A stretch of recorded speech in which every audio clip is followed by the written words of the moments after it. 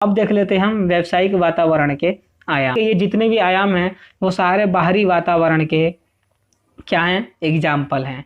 ठीक है, जैसे पहला है आर्थिक वातावरण। इसका अभिप्राय एक देश की आर्थिक प्रणाली, आर्थिक नीतियों व आर्थिक दशाओं के समूह से है।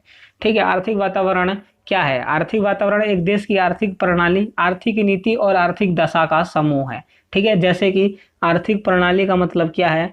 समाजवादी, पूंजीवादी व मिश्रित आर्थिक प्रणाली। ठीक है, एक देश में 3 तरीके की आर्थिक प्रणाली होती है, या तो पूरा समाजवादी होगी वो, या तो पूंजीवादी होगी, या तो मिश्रित होगी, या तो दोनों इनमें मिक्स होंगे। ठीक है, तो ऐसी प्रणाली, इसका योग और आर्थिक नीतियां जैसे कर नीति, आयात निर्यात नीति। ठीक है, आर्थिक नीतियां जैसे कि कर नीति और आयात निर्यात नीति, और आपकी आर्थिक दशाएं जैसे कि राष्ट्रीय आय क्या है, मूल्य स्तर कितनी है, ब्याज दर कितनी है।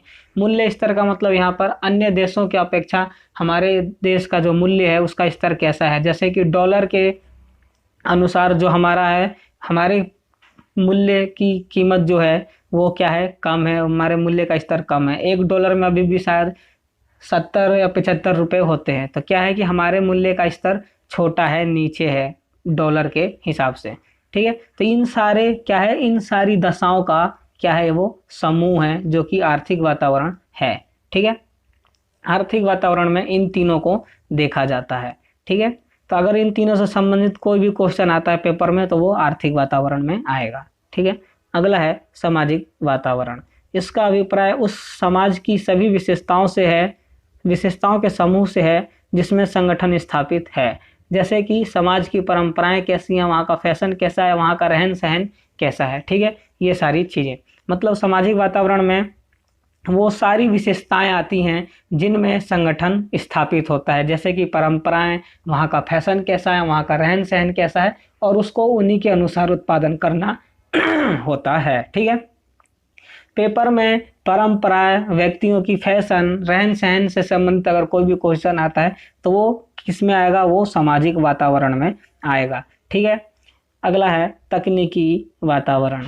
इसका अभिप्राय व्यवसाय से संबंधित विभिन्न क्रियाओं में नव परिवर्तन से है। इसका मतलब ये है कि व्यवसाय से संबंधित अगर कोई नया परिवर्तन होता है, नया परिवर्तन का मतलब यहाँ पर जैसे कि नई विधि आ गई, कोई डिजिटल विधियां आ गई। जैसे कि आपको पता है कि आज जितने कार्य हो रहे हैं वो सारे डिजिटल हो रहे हैं। ठीक है, आजकल पैसे की जो पेमेंट करनी होती है लोगों को वो भी डिजिटल पेमेंट ही हो रहा है। ठीक है, तो इन तरीके की जो इनमें परिवर्तनें आई हैं, जो कि टेक्निकल परिवर्तन होती हैं, वो कौन सी में आती हैं, वो तकनीकी वातावरण में आती हैं। जैसे डिजिटल घड़ियों ने परंपरागत घड़ियों को समाप्त कर दिया।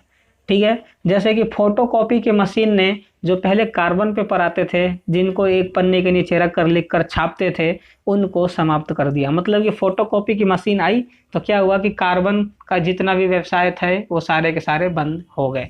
ठीक है, तो ये जितने भी तकनीकी परिवर्तन यानी टेक्नोलॉजिकल से संबंधित परिवर्तन होते हैं वो सारे तकनीकी वातावरण में आते हैं। ठीक है, अगला है आपका राजनीतिक वातावरण। इसका अभिप्राय देश में राजनीतिक दशाओं व सरकार के व्यवसाय के प्रति दृष्टिकोण से है। जैसे भारत में अभी औद्योगिकरण को बढ़ावा दिया जा रहा है, ये भी राजनीतिक वातावरण है। ठीक है, क्या है कि जो राजनीतिक वातावरण है इसमें क्या देखा जाता है, किसी भी देश की राजनीतिक दशा को देखा जाता है, सरकार को देखा जाता है कि सरकार का दृष्टि के व्यवसाय के प्रति क्या दृष्टिकोण है सरकार के। ठीक है, जैसे कि अभी जो हमारी सरकार है बीजेपी की, उसका क्या दृष्टिकोण है व्यवसाय के प्रति, वो उद्योग को बढ़ावा दे रहा है। ठीक है, वो उद्योग को बढ़ावा दे रहा है। जैसे कि भारत में पर्यटन को बढ़ावा दे रहा है। पर्यटन से क्या हो रहा है कि जितने भी जैसे होटल वेटल वाले उद्योग थे वो धीरे धीरे बढ़ रहे हैं। ठीक है, तो ऐसे जितने भी ऐसी चीज़ें आती हैं वो सारी की सारी राजनीतिक वातावरण में आती हैं। ठीक है, अब देख लेते हैं वैधानिक वातावरण। इसका अभिप्राय सरकार द्वारा पारित सभी अधिनियमों, न्यायालयों के फैसले तथा देश में नियुक्त सभी विभिन्न आयोगों व एजेंसियों के निर्णयों से है। ठीक है, मतलब कि ये सरकार द्वारा पारित किए अधिनियम, न्यायालयों के फैसले और देश में जितने भी ऐसी आयोगे और एजेंसियां हैं, ठीक है, उन सभी के फैसले और निर्णयों से है। जैसे कि आर्टिकल 370 को अभी हटाया गया, तो वो क्या था, वो वैधानिक वातावरण था, ठीक है, क्योंकि उसको न्यायालय से पारित किया गया था, ठीक है। और जो राम मंदिर निर्माण का जो आदेश अभी आया था, वो भी न्यायालय से आया था, इसलिए वो भी वैधानिक वातावरण में आएगा, ठीक है।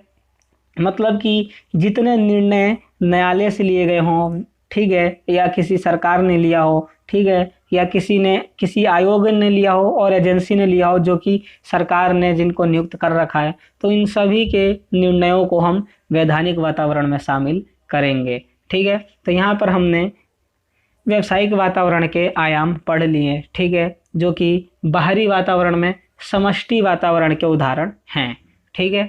तो आज की वीडियो में बस इतना ही।